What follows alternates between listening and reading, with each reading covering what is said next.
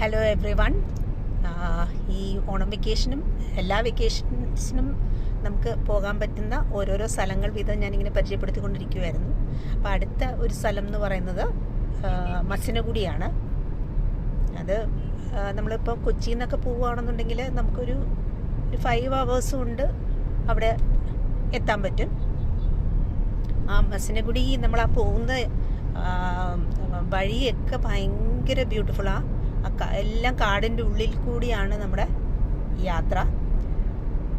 അത് ഭയങ്കര രസമാണ്. ഇപ്പം മൃഗങ്ങളെ കാണും എന്നുള്ളതിന് യാതൊരു സംശയവുമില്ല. നമ്മൾ പോകുന്ന വഴിക്കെല്ലാം ഇങ്ങനെ മാങ്കൂട്ടങ്ങളെ ഇഷ്ടം പോലെ കാണാൻ പറ്റും.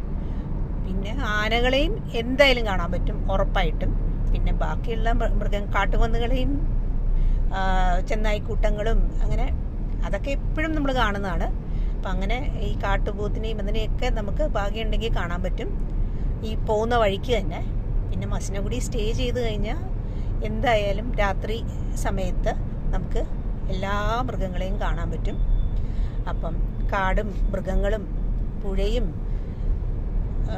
വെള്ളച്ചാട്ടങ്ങളും ഒക്കെ ഇഷ്ടമുള്ള ആൾക്കാർക്ക് പറ്റിയൊരു സ്ഥലമാണ് മസിനഗുഡി.